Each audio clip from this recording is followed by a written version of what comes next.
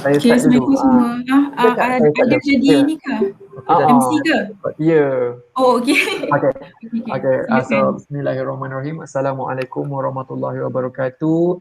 Yang dihormati Dr. Ida Muriani Mak Yasin, KPPP Biologi, dan kepada semua rakan-rakan, sahabat-sahabat, supervisor-supervisor yang dikasihi sekalian, rakan seperjuangan sekalian. Terima kasih kerana dapat meluangkan masa untuk kita punya sesi. Sekejap, I have to.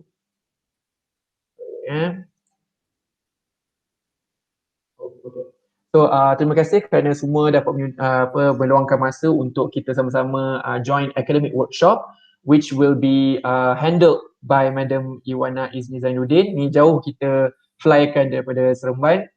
Dia akan present on review paper formatting, which is something that we all, I'm pretty sure we have that question in our mind, how does the format will go. And insyaAllah this, I believe that Kak Iwana would do a great job in explaining about research review formatting, and insyaAllah we will gain a lot of knowledge from that, and from that we can also salurkan the knowledge that we have gained today to our students, to our anak-anak didik FYP sekalian. InsyaAllah we will benefit a lot from this. So before we move even further, let us start our session today with Ummul Kitab Al-Fatihah.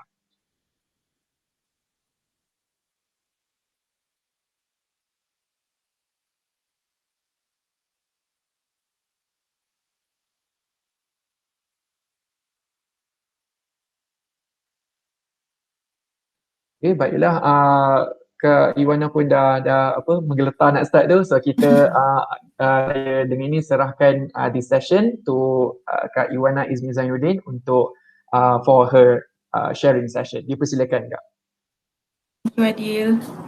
Okay, Assalamualaikum warahmatullahi wabarakatuh pada KPP, Dr. Ida Izzati selaku Coordinator FSG 661. Thanks for the trust. Okay, dan untuk kawan-kawan semua, thank you for your time spent today, okay, to listen to briefing on research review formatting. Okay, so objective for today's briefing is to enlighten you all. Okay, hopefully by the end of this session, kita semua dah clear lah on how to write research review, okay, especially to guide students along this semester lah, okay, and afterwards lah kalau let's say ada lagi mode ni. Okay, so daripada this guy, I hope nanti kita boleh turn into a happy person lah when it comes to marking our students proposal. So no more confusion sebab student pun dah clear, kita pun dah clear. Okay, so without further ado, saya start dengan content. Okay, untuk content saya bagikan pada tiga, iaitu rubrics. Untuk rubrik ni saya comparekan untuk tiga jenis mode. Kita ada tiga mode. So nanti kita akan tengok dia punya rubrics, apa perbezaan antara pemarkahan lah antara tiga jenis mode ni. Okay, lepas tu since our focus is on research review, so kita akan tengok what are the requirements for the research review.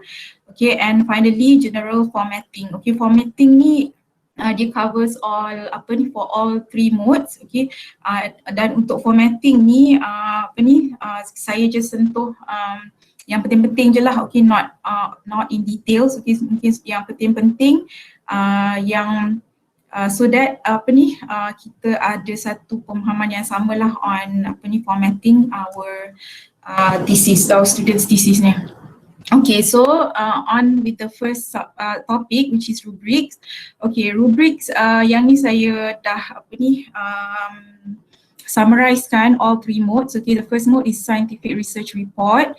Yang ni is lab based, so all of us are used to this kind of mode. Okay, so kita tahu yang how to write this mode lah. Okay, dah bertahun kan kita go through this. Okay, focus today is mode 2, which is our topic today lah, research review. Okay, and then mode 3, case study, simulation and modelling. Saya punya cursor nampak kan? Nampak tak cursor bergerak? Nampak, okay. Tak ada betul pointer kalau pakai reading mode. Okay, then Okay, for the first three topics ni, title, synopsis and abstract, overall structure, organisation, for all three modes dia sama je untuk ketiga-tiga mode ni, pemarkahan dia, jumlah pemarkahan pun sama. Okay, untuk kesemua introduction dan topik-topik lepas ni pun pemarkahan dia sama, cuma what are the things that that we have to look for lah dalam setiap mode ni. Okay, untuk introduction, okay, yang ni biasa. Okay, dan untuk yang mode 2, scope of research. Okay, kita kena highlight scope of research dalam introduction. Okay, a thesis statement, okay, must be there. Outline of the subtopics, so what are the subtopics that we are going to cover in the review, and then objectives of the review. Yang ni must be written in paragraphs and not tak ada heading lah untuk introduction ni. Okay, contohnya untuk objectives, tak ada specifically objectives of the study, tak ada tajuk untuk yang ni. Okay, and then untuk mode 3, dia lebih kurang dengan mode 1 except for there's objectives of case study ni lah. Okay, so since we are focusing on case study simulation, so dia kena ada what case study or simulation that we want to do lah in this mode. Okay, hujan tak kat sana? Hujan bising sikit dengar tak bunyi hujan? Tak ada, clear, loud and clear. Clear, okay. Okay, and then untuk literature, okay, literature basically kita dah biasa go through this. Okay, cuma untuk research review, literature is the main body. Okay, it is the main body, so kita punya ni kena lebih lah berbanding untuk mode 1 and mode 3. Okay, yang ni saya akan cover dalam requirements nanti. Okay, what needs to be there in literature review lah for research review report ni. Okay, and then kita yang ni walaupun di dalam literature, yang ni it is part of the main body, so dia tak ada spesifik kita letak title literature review. If I'm not mistaken, no. There is, contohnya chapter 2 literature review, dia punya title dia. So then only kita go into the subtopics, okay. Okay, then untuk main body, okay, mode 1, okay, biasanya kita talk about experimental and methodology, and then untuk mode 2, yang ni kita covers at the subtopics lah kot, okay, because kita kena letak dia punya research question or research gap dalam main body ni. Okay, there has to be at least 5, okay, research question dalam research review report ni. Okay, dan untuk case study, description of incident or cases or observations. Okay, untuk main body tu, kita punya results and discussion ni biasanya chapter 4. Okay, chapter 4. Untuk mode 2 ni biasanya analysis and interpretation dia dalam sekali, dalam chapter 2 saja. Untuk yang mode 2 ada 3 chapter saja, introduction, literature review dan juga conclusion. So dia ada 3 chapter saja. Okay, yang mode 1 dia ada lebih lah. Okay, yang ni as 1 chapter, yang ni as 1 chapter, intro as 1 chapter. Yang ni, untuk mode 3, analysis of the case ni pun will be written as 1 chapter, cuma saya tak go through this one, so I'm not too sure whether it is in a chapter. So I assume dia samalah lebih kurang dalam mode 1 ni. Okay, dan untuk conclusion, suggestion and recommendation lah, berbanding conclusion, lebih kurang lah kan suggestion and recommendation ni. Okay, yang untuk mode 3 dia ada key lessons. Okay, dan last kali reference ni it is the same lah for all 3. Okay, so that's for the rubric. Okay, untuk yang rubrics ni memang saya dah refer lah pada rubrics yang disediakan oleh coordinator dan juga KPP lah. Okay, dan untuk research review requirements, okay, kita akan tengok title, okay, synopsis or abstract, introduction, main body, saya bagikan kepada 3, literature review, research gap, questions, analysis and interpretation. And then last kali, second last conclusion and recommendation, and last kali reference. Okay, untuk title, biasanya kita, bukan biasanya, okay. Untuk title, it has to be narrow, kena fokus, kena state what Okay, biasanya kita tulis ada broad topic kan, contoh student saya buat pasal lipase enzyme. Okay, tapi dia bukan about lipase saja. I'm sure you all know about this better than me. Okay, tapi dia macam ada specific on lipase tu that dia want to talk about lah. Okay, contohnya kat sini student dia specifically nak isolate lipase from rotten fruit. Lepas tu what method used. Contohnya lah, saya bagi contoh student saya lah. Okay. Okay, untuk sinopsis or abstracts, okay, dia kena clear, concise, engaging, describe, connects the topic being reviewed. Yang ni biasalah, okay, biasanya dia cover the topics that we want to write about, maksudnya the conclusion of what the review is about, okay, dekat sinopsis ni. Okay, including kita punya concluding remarks, okay, kita punya interpretation, okay, dekat the end of the abstract lah. Okay tak? Rasanya ni quite straightforward kot, rasanya semua okay. Okay, untuk introduction, yang ni yang jadi confusion to I think saya lah, okay, and then my student pun also not clear about this.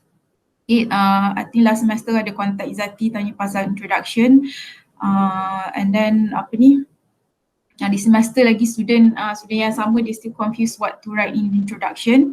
Bukan student yang sama, I mean 2 kali lah macam still confused what to write di semester. Okay, so untuk introduction, again dia kena as not as subtopic.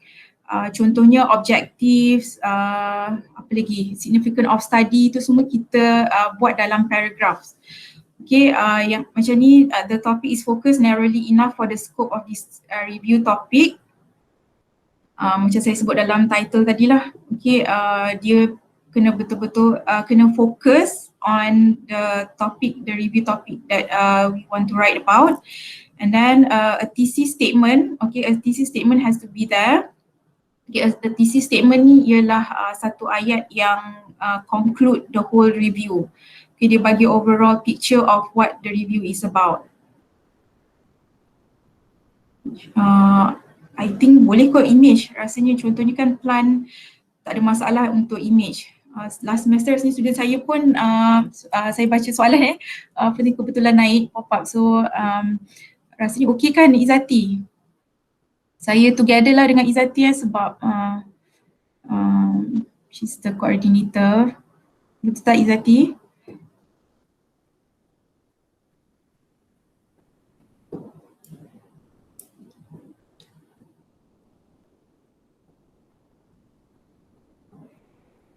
Apa student saya last time ada letak figures, rasanya sebab mungkin untuk bagi penerangan tentang the plan, okay.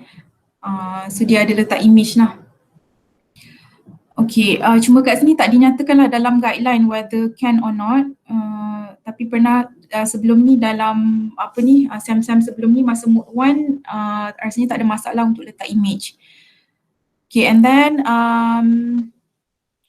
background and thesis statement, ya dibenarkan. Tapi yang ni saya tunggu Izzati lah untuk confirmkan, saya tak pastilah Aisyah.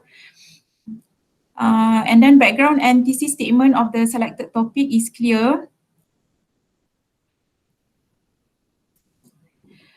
Yang ni kena state clearly lah dia punya background. Contohnya kat sini what is lipase, because my student write about the rotten lipase isolated from rotten fruit. So dia kena perkenalkan lah apa itu lipase tapi not as in detail. And then contohnya apa kepentingan dia, okay, kenapa rotten fruits, what's wrong with the current lipase, okay, what is solid fermentation. Maksudnya just a brief through lah of what the subtopic that you are going to talk about lah dalam review ni. Okay, so ini example topik student saya. So dia punya subtopic will go like this. Oops.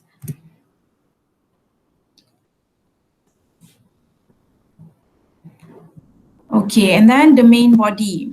Okay, the main body it is for chapter 2. Okay, chapter 2. So the main body ties together information from all sources. Rasanya you all okay kot untuk bahagian ni. Cuma kat sini saya nak highlight dia kena more than 20 current sources, not less than less than 5 years lah. Okay, tak boleh lebih daripada 5 tahun. Kena 5 years and less. Okay, dan dalam that 20 current source tu kena ada 5 review journal articles or scholarly book. Kena ada 5 current review journal articles or scholarly book, not just journal article. And then source include both general background sources and specialized sources. General background sources and okay, so macam general background contohnya from textbook ke about the plant, okay, and then ada specialized source mungkin from website that focus contohnya on the virus. Ada spesifik contohnya untuk classification of virus, ada website tu khas tu je yang ada about that, so kita panggil tu specialized source lah. And then special interest source and popular literature review are acknowledged if they are cited. So kena acknowledge juga kalau ada special interest source dengan popular literature ni lah. And then also kalau kita take from website, okay, the website has to be panggil apa tu, authoritative ni maksudnya yang panggil apa, yang okay lah, maksudnya panggil apa yang can you suggest a word for this, tak boleh nak fikir, maksudnya yang boleh dipercayai lah, okay, macam tu lah. Okay, then untuk dalam main body also kita kena letak research gaps or questions. Okay, kena sekurang-kurangnya 5 research questions. Okay. And then also analysis and interpretations, yang ni is also part of chapter 2, okay, not a separate chapter to this. Okay, so kat sini student have to interpret dia punya own own views on the topic dia review. Okay, lepas tu and I'm sure it has to be supported by the informations yang ada. And then discuss the significance of finding in relation to the literature as a whole. Okay, mention the strength and weakness of the source. Okay, mungkin if dia boleh identify strength and weakness of the source tu, dia boleh mention lah dalam dia punya chapter tu. In-depth discussion ni and elaboration will lead to student to write a good conclusive mark. So because yang ni kita boleh tengok lah bila dia elaborate, not just merely taking a sentence from a journal lepas tu rephrasing without giving critiques to it lah, ataupun tak bagi dia punya own interpretation on the topic. Okay. Okay, then untuk suggestion and recommendation, this will be the last chapter, okay, chapter 3 before reference. Okay, then summarize the rationale, dalam ni kena summarize and rationale the purpose of the research review article. Okay, whether the research objectives were achieved, whether kita cover tak objectives of the yang mentioned in the introduction. And then suggestion for further research was stated. Okay, so let's say dia nampak kelemahan kat situ, mungkin dia nak buat what can be done to the weakness of the topic. Okay, and then written report demonstrate the state the author fully understands and has applied the concept learned in the selected subject. Okay, so kat situ daripada recommendation dia tu kita boleh tengoklah sama ada dia faham atau tak topik yang dia buat tu. Okay, then kita tengok general formatting. Okay, tak setakat ni, am I too fast? Okay, madam. Okay.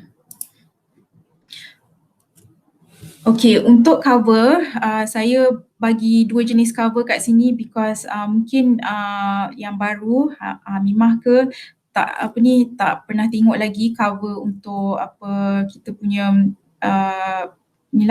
both proposal dan juga FYP report ni. Okay, on the left side ni, this is research proposal punya cover. Okay, yang ni dia lain daripada kita punya final project report. Okay, tulisan dekat sini, yang font ni saya tak sure kita boleh tukar atau tak. Madam Syazni boleh komen, kita kena maintain font Arial, ini tak silap saya Arial, ataupun boleh je tukar kepada New Times Roman. Times New Roman. Assalamualaikum. Kalau ikut guide tu dia cakap Times New Roman. Times New Roman, okay. Tapi kalau kita standardkan untuk kampus kita, boleh je kot. Kalau kita kata nak ubah untuk area ke, pulang lah. Tapi kalau untuk proposal, Times New Roman. Times New Roman. Macam last semester saya dapat student buat dalam bentuk Times New Roman lah, cuma dia punya wording dekat sini berbeza dengan dekat FYP report. Okay, so kalau nak template boleh dapatkan dekat YouFuture, bawah kod FSG 631, okay, bawah Madam Syazni. Okay, dan untuk detail formatting ni student should refer to guidelines. Macam last semester saya bagi student guideline, you look at the guideline without guiding them lah macam mana properly to write. Student tak tengok pun, dia keep on giving dia punya ikut suka hati ataupun dia ambil daripada proposal dia. Proposal lain sikit formatting dia kan. So dia bagi ikut formatting proposal dia. So ada kat situ macam mungkin kena tekankan lah awal-awal ni awak dah kena follow format betul-betul. Okay, tak payah nanti macam kita nak back and forth betulkan banyak kali. Okay, ini front cover ni, wording dekat front cover. Okay, ni untuk final year project dan this one is for untuk proposal. Okay, untuk table of contents, macam last semester sebab saya jadi semua orang pun jadi second checker. Okay, so saya dapat macam-macam jenis format lah. Tu yang jadi confusion tu how to come up with table of contents untuk research review. Okay, so di semester kita standardize pada satu format sajalah, okay, which I will show you later. Okay, so ini dia punya format, the title of part sections or chapters and their principal subdivision should be listed in the table of content, must be worded exactly as they appear in the body of the report. So macam let's say chapter 2 kena exactly lah. Okay, yang ni you all pun tahu kan. Okay, and then okay, kita tengok by ni lah, senang. Okay, untuk yang ini kita panggil preliminaries. Alamak, ada orang lah, tak apalah, biarlah dia. Ada orang kecil loceng. Okay, ini preliminaries. Okay, so dia tak perlu spacing. Yang ni just single spacing je.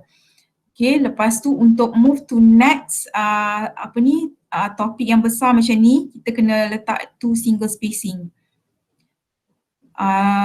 Okay, lepas tu antara ni pun tak ada spacing. Boleh tak saya lari sebentar ke macam mana? Sebab dia tekan-tekan loceng. Boleh. Kak Ida ada nak kata apa-apa? Boleh Kak Iwana. Yang diagram yang Iwana tunjuk tu, slide tu kan, very good lah tengok sebab dia sangat faham kalau orang tengok kan. Cuma student ada ke ni, copy ni? Student ada, ini ada dalam guidelines for thesis writing untuk degree. Ada dekat belakang, dekat appendix dia. Tu yang student saya. Ya. Iwana nak pergi tengok loceng tu. Sila. Dia dah berhenti, tak apalah. Table of content better letak dalam table kot. Macam mana? Dia kena biasa kalau tak nak dia lari-lari, better create table lah. Sorry, dia tekan loceng lagi lah, takut emergency. Sorry lari sekejap. Pergi Iwana. Sementara tu Dr. Ida ada nak sepatutnya saya terlepas tadi, sepatutnya Dr. Ida nak cakap apa-apa ke, kata-kata semangat kat kita punya kawan-kawan ni. Okey lah, saya tak boleh nak on camera sebab tengah pakai telekong. Okey, tak ada apa nak cakap, cuma saya ucapkan terima kasih kepada koordinator FSG 671 kerana menganjurkan workshop ni. It's very good sebab kita memang clueless kadang-kadang pasal format apa semua kan. Nak review paper yang kita punya kita punya format sekarang yang kita kena buat ni. Itu je lah saya nak cakap, dan saya nak cakap juga pesanan lah. Harap kawan-kawan menjagalah kesihatan dengan baik. Kalau ada demam ke, batuk sikit ke, pergilah klinik, jangan biar melarat. Sebab kita dekat rumah tak ada kawan-kawan yang nak tegur macam nampak kurus dah, nampak tak sihat, tak ada. Kita tak berada dalam kawan-kawan kan yang nak tegur. Itu je lah sebab saya jumpa abang dengan adik arwah tadi, dia kata memang dah lama lah arwah tu batuk-batuk demam, bila suruh pergi klinik dia tak nak pergi klinik. Dia rasa macam benda tu tak ada apa. Itu je lah pesanan saya. Terima kasih semua. Assalamualaikum. Salam. Salam. Terima kasih atas nasihat. Kak Long sangat. Saya nak tolong berlari. Oh, itu dia berlari. Okey Kak. Okey sama-sama. Iwana, update sikit apa yang tukar loceng. Entah apa yang emergency sangat.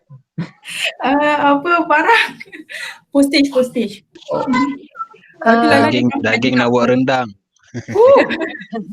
Boleh saya nak, tadi saya dengar Zaini ada cakap tanya pasal format lari. Ada ke tadi Zaini? Ada, dia suggest guna table. Macam ni, cakap pasal format lari ni, Puan Wani dia dah kenalkan kita dengan satu pensyarah jengka yang ada teknik formatting dia yang user friendly lah. Jadi dia pun akan bagi talk kepada student kita dalam bulan Jun ni, membantu pelajar kita buat thesis dengan mudah dan lancar, insya-Allah. Terima kasih Madam Wani. Terima kasih Wani. Harap-harap kita tak perlu betulkan lagi lah bahagian ni. Okey, yang ni saya tunjuk contoh untuk mode 1. Okey, so dia ada banyak chapters lah kat sini. Okey, untuk mode 2, yang ni kita benchmark Dr. Aslizah punya lah ya. So kita standardkan dalam bentuk macam ni. Okey. Chapter 2, okey, so kita punya subtopik semua ada dalam one chapter. Kita masuk recommendation and conclusion. Recommended conclusion ni dekat chapter 3. Dia punya analysis tadi. Analysis should be included in chapter 2. Yang ni because different pages, so ada numbering kat sini. So dia macam nampak macam lain sikit lah. Okay, okay tak untuk kita punya table of contents, harap lepas ni standard lah kan? Okay, untuk yang nak tanya,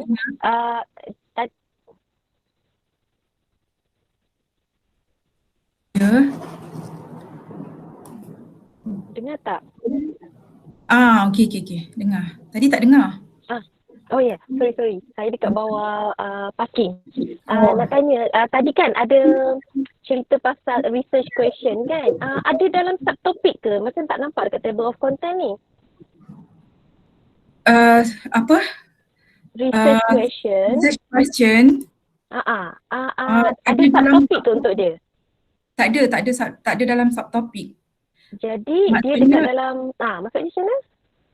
Dia should be a statement lah kan, it should be a statement, betul tak? What you guys think? Sebab Wana kata tadi kena 5 kan research question. Ada 5 research question dekat sini saya letak dalam main body tadi. That research question, I think dia cover the subtopics yang dia di-cover dalam subtopics yang students are reviewing lah. Oh okay, so maksudnya kita sendiri lah research question tu, tapi kita jawab as a main body tu lah. Yes. Ada spesifik macam maksudnya dia fokus pada research question saja, tak ada. Dr. Aisyah, jangan ada header ya, untuk research question jangan ada header untuk objektif. Macam tu lah. Tulis macam okay. Macam you all selalu publish paper review tu yang dah berlambat-lambat tu. Tak, sebab blur first time kan, so macam kata ada research question, so maksud research question tu macam research question 1, apa dia punya jawapan dekat LR tu lah macam tu kan, tak perlu tulis lah research question tu kan. Tak perlu, tak ada, dia bukan macam objektif tu ada okay. objektif of study. maknanya research question ni tak definitif lah. Tak adalah kita cakap the first research question is, tak adalah macam tu Dia it blends in the text macam tu. Maksud saya macam yes, idea tu. dalam Betul, text. betul. Kan? Oh okay, tak adalah obvious. Okay. Faham. Examiner kena itulah identify lah kan. Kalau second examiner tu kena identify lah which is the research question. Okay, yang ni saya ambil daripada assessment yang ada yalah. Okay, apa lagi tadi? General formatting, okay. Okay, yang kita tadi dah tengok list of tables, list of figures and list of plates. Just nak cerita dengan arwah lah. Students dia ada list of plates ni. Saya tak pernah jumpa list of plates ni sebelum ni. Selalu gadungan dia, boleh ke Dr. Rosli list of plate ni. Lepas tu turns out after guideline ni dah keluar, baru saya macam betul lah list of plate ni ada, sebab tak pernah dengar kan. Kita ingatkan plate tu macam plate microbe. So okay, so rupanya plates ni dia untuk printed images, photos and other forms of illustration. Okay, yang ni untuk paragraphing, default font yang contoh saya bagi ni bukan untuk mode 1, bukan mode 2, ini untuk mode 1 and 3. Okay, so dia ada specific significance of study, objectives of study ni, tapi untuk introduction ni kita tengok kat sini. Okay, dia straight je, tak ada tak ada heading untuk objectives semua. Okay, and then dia punya chapter tu, tajuk besar dia literature review, and then go straight into subtopics. Okay tak? Okay kan? Untuk paragraph, Sorry, yang untuk objektif ni memang tak ada dia sama juga blend in dalam introduction teks dia sama juga. Signifikan pun dalam tu semua tu. Ya, betul. Okay, baik. Saya nak tanya sikit balik. yang pasal tadi, macam yang Aidil cakap untuk research question tu juga, dia minimum 5, maknanya selalunya kita kena baca habis dulu baru boleh identify all the 5 lah kan?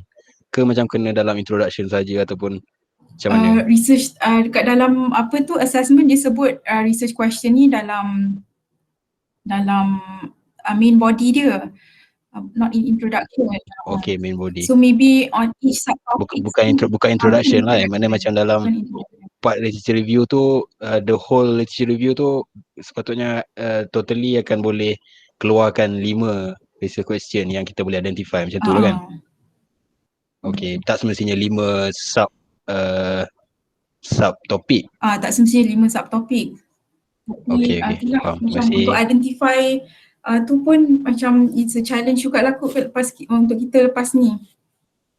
Kalau let's say tu bukan bidang kita sangat kan. Kita try lah this time untuk come up with that research question. Cuma saya tak pastilah sebab you all yang dah go through PhD, possible ke research question untuk 5 research question untuk student punya, our degree students ni? Kak Iwana, 5 research question ni dia ada tulis ke dalam guideline? Ada dalam guideline. Bukan dalam rubrics and assessment, dalam assessment form March 2021 ni. Okay, apa pendapat kawan-kawan? Sebenarnya benda ni kita boleh ubah sesama kita, kampus kita lah. Macam saya rasa 5 tu banyak kot. Korang rasa macam mana? Saya rasa research questions tu sebenarnya macam kadang-kadang dalam tak sedar pun, bila dia orang review a certain macam subchapter dia nak cerita pasal antioksidan, that can be one research question without realizing it. Mungkin, tapi untuk kita as a panel, that will be hard for us untuk extract out the 5 question, nak tengok cukup ke tidak 5. Itu yang susah sikit lah untuk kita lah kot. Untuk students, dalam the writing tu dah tiba-tiba termuncul je sebenarnya. Okay, setkan 5 subtopik je tak boleh? Since research question tu ada bahagian kan, apa kata kita buat maksimum 3? Bukan research question ni yang dia menjawab soalan objektif tu ke? Apa objektif kita?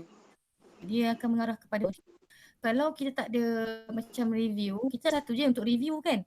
So macam mana kita nak buat macam 5 tu macam banyak. Betul tak? Kalau research question selalu kalau macam FRGF ni grant kan, dia akan sebab dia FRGF fundamental, so dia punya tu WH kan, berdasarkan how, what, semua tu kan. Kan dia ada connection juga dengan kita sama ada dia kualitatif ataupun kuantitatif punya research. Background tu yang macam mana research question tu kita nak develop. Tapi kalau contohnya kita nak buat review paper, research question ni macam tak sesuai pula kalau kita nak buat banyak 5. Sebab kita nak review je current punya apa dia punya body content tu, kita nak review tu je kan. So macam mungkinlah boleh di develop. Cuma je macam 5 tu macam banyak lah. Saya rasa kita nanti saya Kurangkan betulkan rubrik tu, saya betulkan rubrik tu maksimum 3, tapi kita semua setuju jangan share rubrik tu dengan kampus lain lah, maksudnya macam tu. Ni tak salah, benda ni saya rasa insyaAllah tak salah, tapi tak perlu macam nak sebab kita sesama kita dah setuju kan. Boleh tak 3 research question?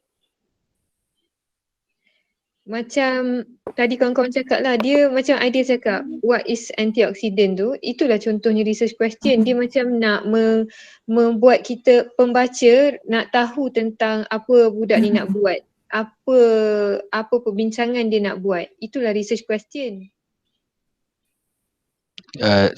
Saya setuju je kalau dah buat 3 max, sebab ikut level juga, sebab ni lecture review level undergrad kan. So kalau higher level of course lah dia takkan terima what is antioxidant as a research question. Cuma because it's a undergrad level, kita boleh terima that, and then kalau orang argue kita boleh splitkan lagi the 3 into further 5, macam dalam apa, kita buat maksimum 3, lepas tu kalau ada orang tak suka ke apa ke, that single one kita boleh pecahkan lagi.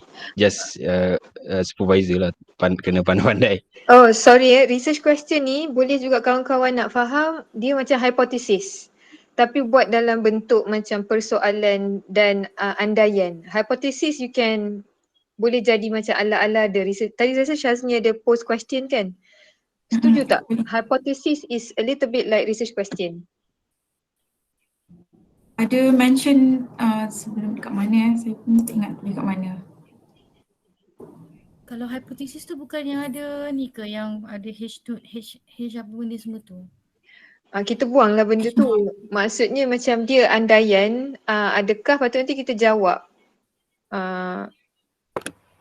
Sebab nak bagi orang faham how to write a research question differently from objective.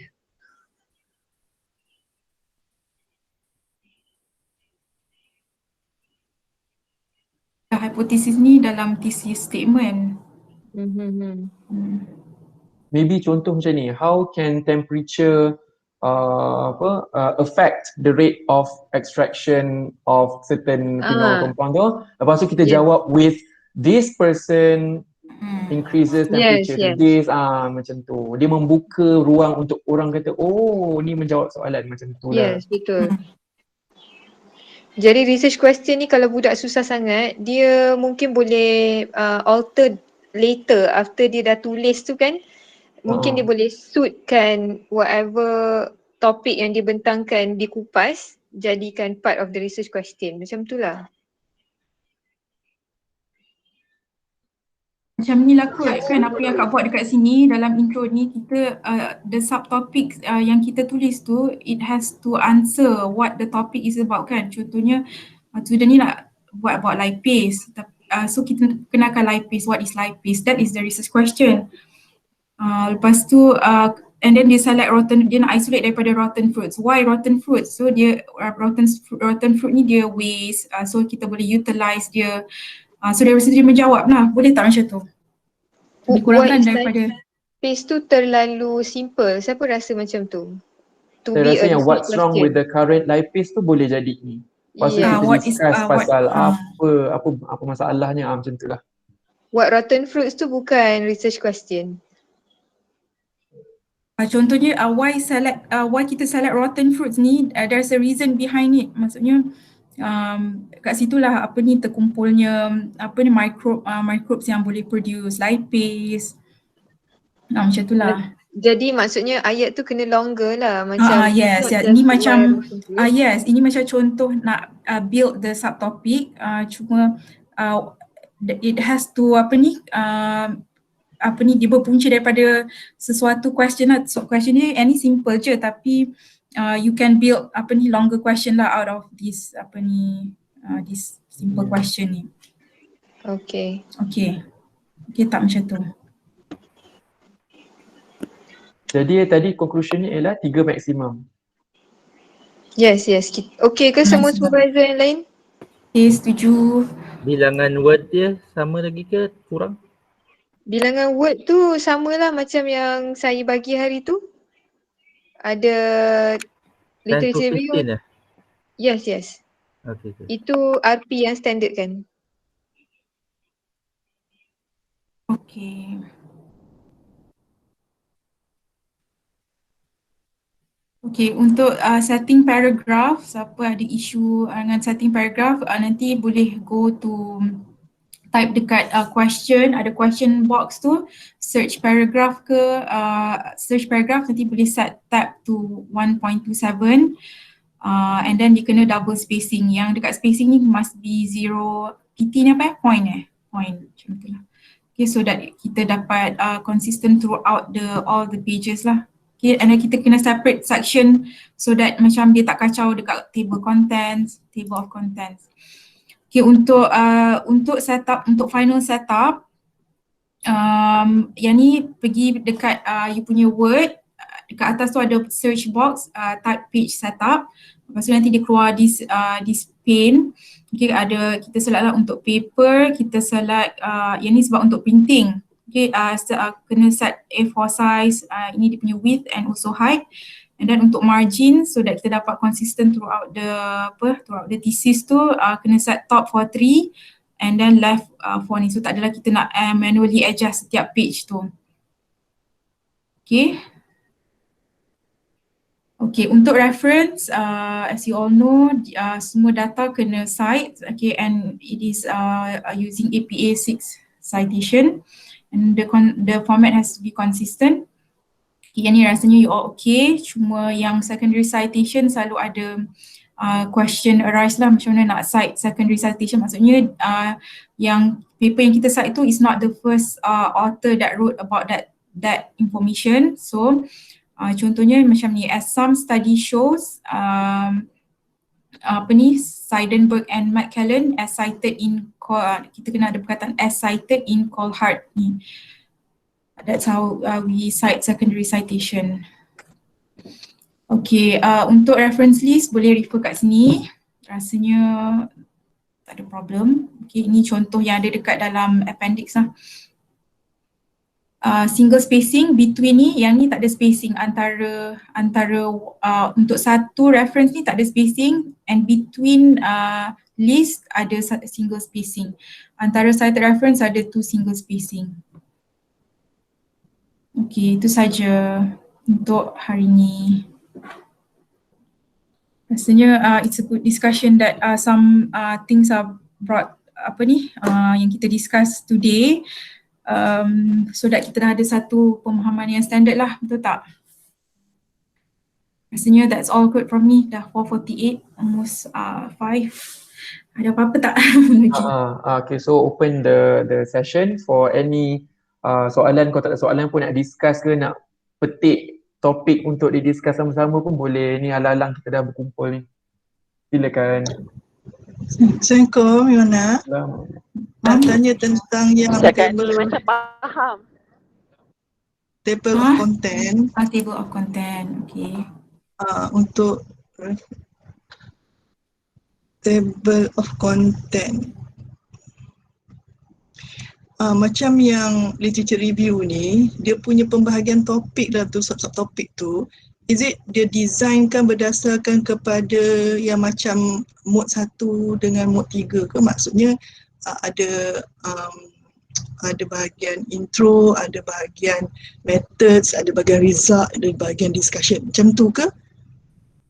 Untuk dia punya subtopik dalam literature review, atau adakah ianya berdasarkan kepada aspek-aspek yang kita nak bincang. Macam tadi contohnya katakan ada 5 question, research question tadi kan, maksudnya kita bahagikan pecah kepada 5 the research question ke, maknanya dia tidak tertakluk pada satu format, dia maknanya boleh pelbagai ke kat situ?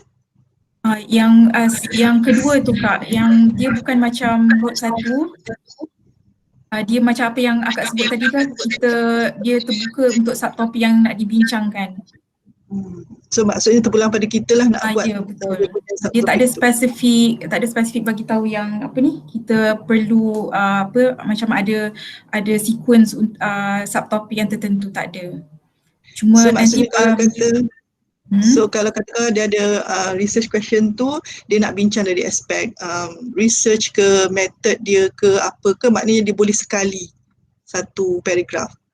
Boleh sekali lah. Kalau boleh ada nampak flow lah, maksudnya dia macam ada nampak flow dari permulaan, maksudnya ada guiding apa ni, dia guide readers untuk untuk fahamkan the whole topic. So mungkin macam pengenalan kepada subtopic 1, pengenalan kepada macam the big picture of the topic, lepas tu barulah kita macam go deeper macam tu lah, lepas tu and then in the end ada dia punya analysis. Macam tu lah lebih kurang. Okey lah, maksudnya dia punya tu masih lagi dalam format tu, masih lagi mengekalkan daripada hipotesis and then method and then analysis tu semua kan. Maksudnya adalah flow tu lagi lah maksudnya. Dia tak exactly sebut benda tu Kak Aisyah. Dia tak exactly, cuma tapi flow dalam literature review tu kena begitu ke ataupun kita boleh jumble up? Tak perlu Kak Aisyah. Tak perlu apa? Tak perlu ada method and discussion tu, tak ada dah. Dia macam kita wujudkan satu penulisan penceritaan, macam header tu contohlah ikan di dunia yang kena toksin lah, contohlah. Jadi yang pertama, apakah ikan-ikannya. Jadi dekat dalam ni, dalam topik ni adalah cakap nama-nama ikannya kan. Lepas tu selepas tu apakah toksin-toksinnya, and then that is the second subheader lah untuk chapter 2. And then the third one mungkin how the detection use. Kat sini mungkin bolehlah cerita apa-apa cara method macam method boleh macam tu, tapi dia tidaklah ada flow method, result dan discussion tu, tak ada. Discussion tu memang di dalam penulisan tu. Okay. Okey ke? Okey, yelah maksudnya akak faham, maksudnya dia memang tidak ada separation daripada segitu, tapi maknanya flow adalah masih dikekalkan lah. Boleh. Boleh bincang, tapi kalau tak nak langsung bincang method of the tu pun boleh. Nak cerita pasal spesies banana dalam dunia je pun cerita je lah pun boleh. It's a review. Tak perlu ada method how to do it, tak perlu. Yalah, cuma mungkin kalau method yang orang gunakan tu berbeza-beza, mungkin dia boleh bincangkan dari segi method tu kan? Boleh. Macam detection ikan toksin tadi kan, satu sub chapter tu khas untuk detection tu. Jadi all the methods used tu bincang dalam satu sub chapter macam tu. Okay, baik, thanks. Nak tanya lagi pasal research question again, sebab last time I remember, tak tahu dah ubah ke belum rubrics, tapi last time masa jadi second examiner untuk rubrics tu, ada satu kriteria which is research question, and markah yang paling tinggi is research question is in existence ke apa tahu, maknanya nampak dia tanda soal setiap macam tu baru dapat full mark. Maknanya from here kita tengok daripada rubrics tu, maknanya memang research question memang kena obvious lah maknanya ya. Sebab sebelumnya, according to markah tu, satu tu in existence, yang second yang lower markah rubrics for research question tu, dia macam apa, in existence tapi throughout the discussion boleh dikompilekan satu research question. Macam tu lah. I'm not sure rubrics tu dekat mana, Tapi last time it was like that. Maknanya markah tertinggi untuk research question is obvious. So maknanya kita untuk semua jugalah, maybe kalau kita form research question tu, kita kena make it obvious to the before we start discussing maybe. Cakap situ. So maknanya kena written lah, kena tulis lah kan Itulah. research question tu saya tu yang saya macam kalau tak itulah. tulis saya rasa akan sukar untuk second examiner untuk Mencari. capture apa benda. Yes, betul, untuk cari. Ni ada kat tab ni 10 markah rasanya untuk research questions. I formed through the literature review and clearly stated. Yang sebelum ni macam I ikut yang mana? Rasanya yang clearly tu yang buat confuse kot, sebab dia ingat kita kena write it down. Pada saya a good literature review, kita dah boleh nampak the answer to the question. Biasanya macam kita baca-baca answers tu dah terjawab, and then we can find the question for it. Dia macam terbalik. Itu masalahnya. Macam awkward pula kita kena state down, ini menjawab this question which is bla bla bla, macam tak ada feel literature review tu. Sebab saya rasa bila kita baca tu, and then bila kita dapat bahagikan ikut the aspek. Tapi macam Bos Zaini cakap tadi, subtopik tu boleh dikaitkan dengan each research topic. Contoh kalau macam student saya tu buat pasal parasite kan, kita buat first kali macam life cycle. So that is bila explain pasal life cycle tu, then that is answering the research question pasal life cycle parasite, what is their life cycle. Lepas tu transmission, macam mana dia transmit from whatever human to human ke human to binatang ke apa ke, and that is another question. So in a way subtopik tu sendiri boleh kind of categorize as a research question. Tapi tak semestinya ada satu, boleh jadi dua answer dalam satu subtopik, macam tu lah. But at the very minimum, takkanlah ada satu subtopik tapi langsung tak menjawab apa-apa kan. So in a way memang setuju jugalah, dia macam tertakluk kepada expertise examiner tu sendiri, boleh ke tak identify. Sebab kita menilai student punya work tu yang jadi susah. Kalau review, betul, kalau kawan-kawan senang sikit lah. Ya, tu yang macam sukar kalau examiner tak dapat cari the research question kan. But then kalau Adli kata each chapter tu akan mewakili ke research question, so okay lah kot kalau macam tu. Macam pada kalau saya ada paling minimum lah pada saya, setiap satu topik itu paling minimum ada satu question yang dia answer. Sebab kalau dia tak jawab apa-apa soalan, what's the point kan? Macam tu lah. Saya rasa then research question is not maximum 3 lah. We set minimum je lah. Kalau maksimum kan sebabnya each section pun mestilah banyak dah kan LR dia akan tulis point. Kadang-kadang tak sengaja keluar soalan tu. Kadang-kadang tak sengaja. Okay, macam ni, kalau susah sangat, risau tak tahu mana student tulis, saya rasa macam ni. Perenggan terakhir introduction sebelum masuk chapter 2, pelajar-pelajar jadikan perenggan terakhir tu is the research question. So you can start your sentence by saying, so this study is gonna find out about apa. So dalam perenggan terakhir tu, tulis your research question, then you start with chapter 2. Apa pendapat semua orang? Boleh juga. So that setuju. Okay juga. So that we can focus on that untuk bagi markah research question. Betul. Objektif datang sebelum tu. Kan objektif pun kena terangkan kan? Ada tak? Ada markah ke tak ada objektif? Since it is blended in the introduction. Jadi dalam introduction tu, kalau korang nak setuju juga, perenggan kedua terakhir adalah boleh campur-campur intro, lepas tu last kali tu baru cakap objektif sikit, lepas tu baru research question, perenggan terakhir. Tapi jangan tulis nombor lah, janganlah macam buat objektif format lab based dengan lab based tu, satu research question pertama apa, tak perlu. Dalam tu karang, boleh tak? Okey ke? Okay. Boleh. Okay, standard dah.